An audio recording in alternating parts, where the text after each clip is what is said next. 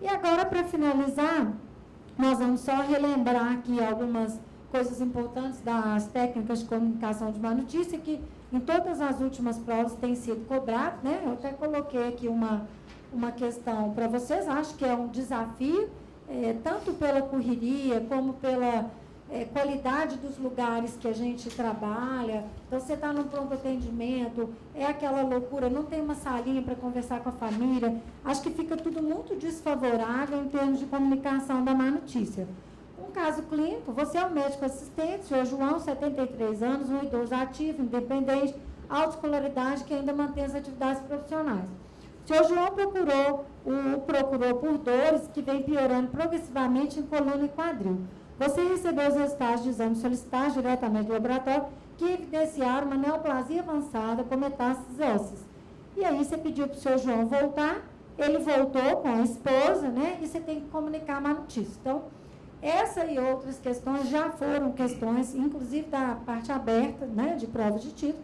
E aí coloca o ator, fica naquela salinha nos laboratórios que eles hoje colocam os bonecos, né? Que os alunos...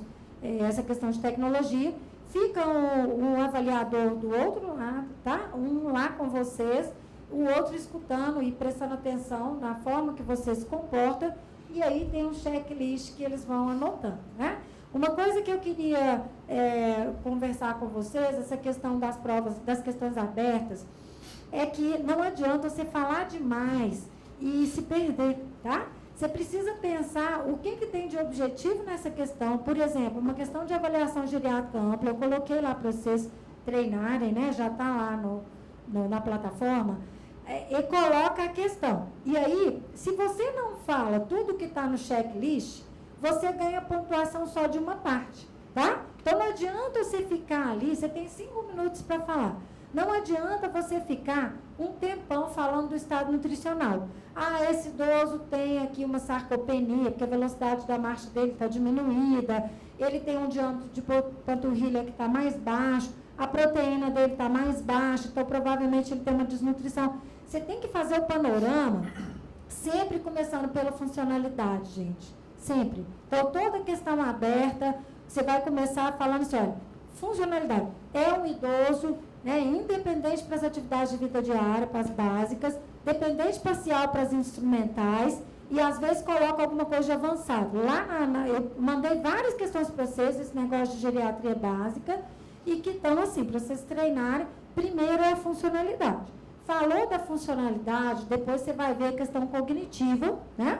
E aí vai estar lá os testes, o Minimental, então coloca lá a escala de Katz, a escala de Pfeffer, por exemplo, ou de Lawton para instrumentais, aí coloca lá o resultado do Minimental, fala o que errou no Minimental, coloca o teste das figuras, coloca o teste dos relógios, e aí, naquela ordem que está lá, você vai falando com agilidade. Olha, isso aqui, essas duas escalas são escalas para avaliação funcional, então aqui demonstra que ele é independente para as básicas, e a de Lawton, ou de Pfeffer, demonstra que ele é dependente parcial. Com relação à cognição, passa para frente, você já definiu, passou. Com relação à cognição, esse idoso tem, né? Então, primeiro você olha clinicamente, aí você vai comentar. Olha, não foram comentados os critérios diagnósticos para questão cognitiva. Então, só pelos testes, só pelas informações que eu tenho, me parece que há um comprometimento cognitivo, tá? E às vezes coloca lá questões cognitivas, de esquecimento, memória recente, ou mistura isso com comportamento. Aí, se misturar com comportamento e com funcionalidade, você tem que falar também da classificação da demência. Então, CDR1, CDR2, CDR3. Olha, pela clínica que foi descrita, mais essas escalas, esses testes que vocês colocaram, parece que é um senhor que tem demência, aparentemente uma doença de Alzheimer, porque a clínica colocada principal foi memória recente, ele já está num estágio moderado, provavelmente CDR2, porque já tem aqui uma perda funcional, ele tem também alterações comportamentais de demência, aí coloca lá o inventário neuropsiquiátrico com presença de alucinação, tá? Então, vocês vão fazendo esse panorama, falou, passa para o próximo. Então, aqui o checklist, olha para vocês verem, acolheu, cumprimentou, convidou para sentar, tocou, olhou nos olhos, demonstrou empatia e acolhimento. Você vai lidar com o seu João como se ele fosse o seu paciente. Seja, do mesmo jeito que o seu João está ali de artista, você também vai ser um artista, tá? Abre a porta. Oi, seu João, bom dia, meu nome é fulano de tal. Não esquece de apresentar. Não esquece de apresentar e de cumprimentar, tá? Meu nome é fulano de tal, né? Ou se é um caso, né? Olha, o senhor está voltando aqui para a gente conversar. Vamos chamar a sua esposa? O senhor quer conversar sozinho ou o senhor quer conversar com sua esposa, tá? Então, esses detalhes são muito importantes. Preparar o ambiente, então, falar que o idoso precisa conversar sobre os resultados do exame, se vê algum familiar, se ele prefere conversar sozinho ou se ele quer conversar junto com a família. Deu início à conversa de uma forma adequada, segura, com habilidade, falou que os exames demonstraram problemas, comunicou a má notícia de uma forma segura, objetiva, mas sem demonstrar frieza, sem tirar a esperança do paciente. Aí vamos supor, né, o ator já está combinado lá, que ele vai ter uma atitude de desespero, chorar, gritar. Então, qual que foi a habilidade que você teve para poder gerir esse desespero da comunicação da má notícia? O aluno permanece seguro, consegue manter a calma, toca o paciente, reconhece que não é o momento de falar sobre o tratamento, pede que os filhos estejam presentes na próxima consulta, diz a eles que precisam vivenciar esse momento inicial, para depois marcarem um novo horário, para então conversar sobre o tratamento. Então, tem os passos, né? E aí, vai checando tudo. Teve uma vez, gente, que um médico, né, desabou a chorar. Na hora que o paciente começou lá a gritar né, reagiu de uma forma ruim, que era para avaliar isso, o médico desesperou, tá?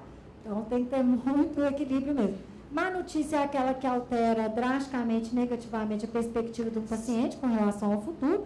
São várias as más notícias que a gente precisa dar como médico, né? Aqui, então, a situação de morte, de comunicar uma doença grave. Às vezes a gente está com um paciente internado, por exemplo, falece um familiar dele, você tem que comunicar para ele a má notícia. Ele vai sair do hospital para ir ou não, enfim. São tantas as situações que a gente vai ter que realmente lidar. Então, tem alguns fatores que são importantes relacionados ao médico: empatia, compreensão, respeito, interesse, o desejo de ajudar essa pessoa, essa família. O humor também tem a ver, porque se você está mal-humorado, se você está demonstrando ansiedade, isso vai ser uma dificuldade na comunicação. Verificar que a informação foi compreendida, ou se precisa corrigi-la. Então, é importante, na questão da comunicação, você perguntar para o paciente, pedir para ele recontar. Seu João, o que foi que o senhor entendeu? Porque, às vezes, ele vai ficar com uma ideia distorcida, né? Ou, naquele momento, ele não consegue entender completamente a notícia. Outra coisa é que a gente tem que saber até onde que vai. Então, nem sempre a gente vai dar uma notícia completa. Às vezes, a pessoa não tem condição naquele momento. Então, preocupar-se também com uma reação afetiva na passagem de informação, mas não ao ponto de você desabar junto com o paciente, é lógico, né? E a expectativa do paciente e da família. A competência do médico é o que a pessoa mais busca, é a busca do saber e da resolução. Honestidade, atenção, o tempo é fundamental também. Não dá para comunicar uma notícia correndo, tem que ser algo com calma. Houve uma mudança enorme dessa questão de comunicar má notícia, que seria um modelo antes paternalista, que é aquela coisa de esconder a realidade, e aí a pessoa fazia um tratamento inteirinho do câncer sem saber que tinha câncer, né?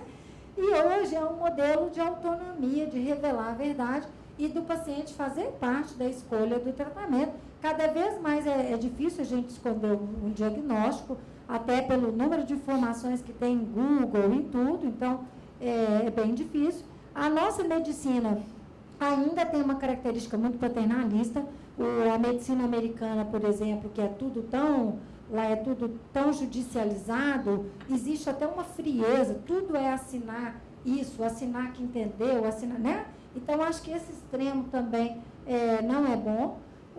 Aqui são os passos que eu tirei do quadro do capítulo do Rasa, tá? Sobre esses passos para a comunicação da má notícia, né? Depois vocês olham com calma, e aqui eu coloquei os passos, né, que seriam importantes. Então, estabelecer relação médico-paciente, da equipe de saúde adequada com o paciente, conhecer a história médica, isso é fundamental. Não tem como você comunicar uma má notícia se você não sabe o que aconteceu com o paciente. Vamos supor, você pegou um plantão de CTI, a notícia da manhã foi que o paciente melhorou. 7h30 da noite o paciente morreu. Você pegou o plantão às 7 horas, mas como assim? Morreu? Vocês falaram de manhã que ele estava melhor, né? Então, tem que primeiro estudar o prontuário, avaliar, jamais vai comunicar a má notícia por telefone, vai pedir para a família vir, ver sempre o paciente como uma pessoa, preparar esse momento, o médico, o ideal é que tenha mais um profissional da equipe, até pela questão hoje de vários aspectos, inclusive de assédio sexual, assédio moral, acho importante ter mais um, não é verdade?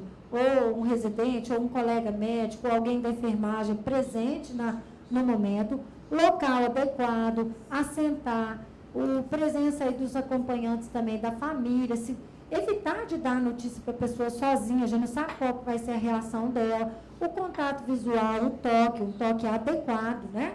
Um toque não caloroso, afetivo, mas sem grandes, né, também demonstrações, organizar o tempo, aguardar, tem que ter um tempo para você dar o tempo da pessoa, não pode ser aquela coisa de comunicar, virar as costas e sai, né? É todo um momento ali de escuta, de acolhida, e que precisa estar tudo com calma. Responder às dúvidas e questionamentos, cuidar dos aspectos específicos da comunicação, que a gente vai falar, reconhecer o quanto o paciente quer, saber acolher, olhar nos olhos, você não vai comunicar uma notícia olhando para o teto, olhando para baixo, é olho no olho, pedir para sentar, tocar, encorajar, validar as emoções. Então, se o paciente começar a gritar, coloca a mão no ombro, né? Ô, seu João, eu entendo o sofrimento do senhor, não é um momento fácil, né? Eu estou aqui para te ajudar. Deixa chorar, deixa gritar, deixa espernear. Só não fica, desespera junto e começa a falar um tanto de coisa. Calma, põe a mão e espera, né? E saber fazer silêncio, aguardar a reação, oferecer um suporte, atenção e cuidado com a família.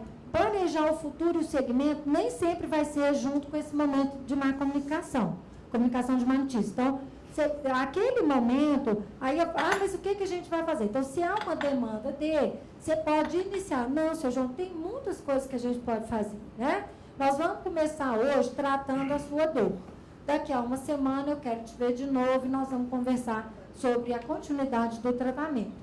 Trabalhar os próprios sentimentos, ou seja, o próprio médico, né, se cuidar, reservar um tempo para si mesmo. Então, não tem como você acabou de sair ali de uma má comunicação que foi estressante, desgastante, você vai e pega o bolo de ficha do PA e vai continuar a atender. Então, você também precisa respirar fundo, tomar uma água, tomar um cafezinho, se recompor emocionalmente para poder continuar se dando para os outros, né?